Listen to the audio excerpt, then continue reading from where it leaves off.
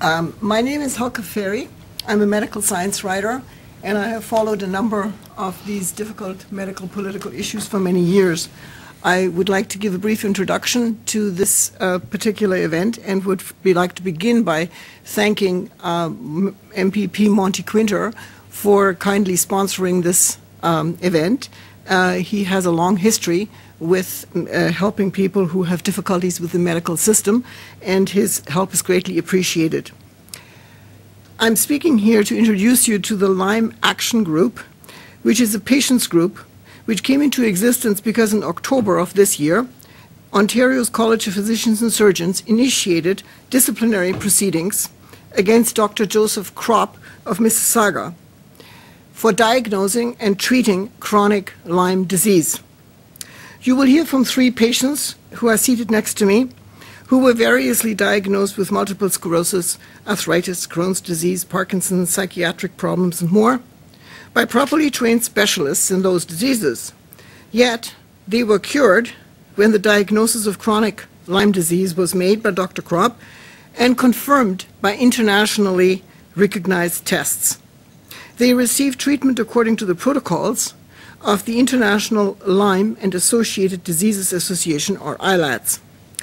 Those appropriate tests and the proven treatment protocols, which are published in the mainstream literature throughout the world, are not available in Canada, and doctors who provide these are persecuted by the licensing authorities in most provinces, such as the CPSO in Ontario.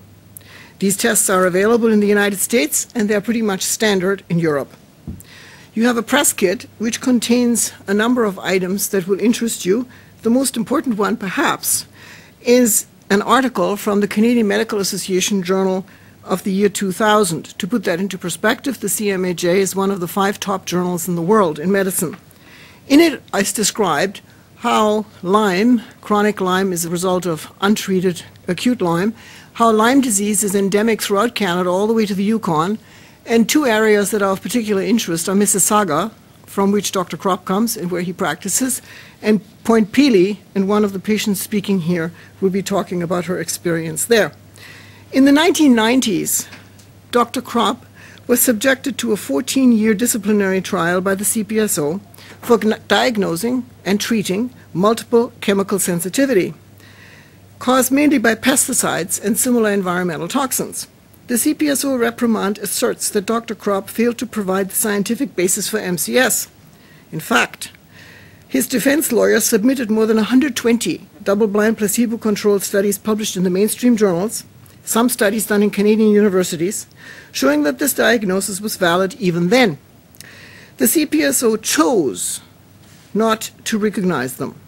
Today, we have pesticide bans in Ontario and Quebec entirely because of the associated human health effects. Dr. Kropp was found guilty of diagnosing and treating MCS on the same day on which the leading medical journal simultaneously published the internationally accepted diagnostic criteria for MCS. That was on June 19, 1999. Now we're in the year 2008, and Dr. Kropp is in danger of another CPSO disciplinary trial because he diagnoses and treats chronic Lyme. In the 1990s, MCS supposedly did not exist. Today, chronic Lyme does not exist. It will never be fully known how many lives were wrecked because MCS supposedly did not exist, and how many lives are now being wrecked because chronic Lyme supposedly does not exist either. The purpose of this press conference is to draw attention to the fact that in Ontario, thousands of people become sick every year from Lyme, yet neither OHIP nor the responsible regulatory bodies permit, leave alone promote, proper diagnosis and treatment. We appeal to Premier McGuinty and the Health Minister, the Honourable Mr. Kaplan, to make this a top priority in public health. Dr. Kropp is once again being subjected to the antediluvian authoritarianism of the CPSO.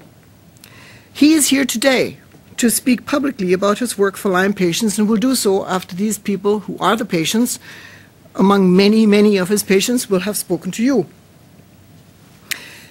With such a virulently infectious disease, now reported from every province in Canada, we all need the full attention of the government, and every doctor must be taught to become aware of this dangerous epidemic. Dr. Krupp appears to be the last doctor in Ontario who openly treats chronic Lyme, and that situation needs to change.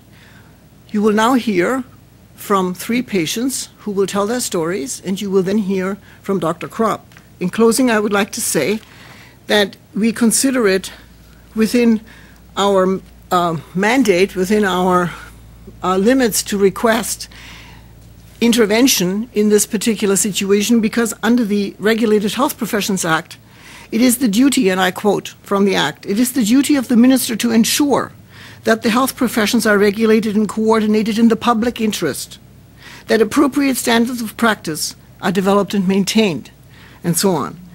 And we would like to thank once again the government for their attention, and we hope that you will attend to what will follow now.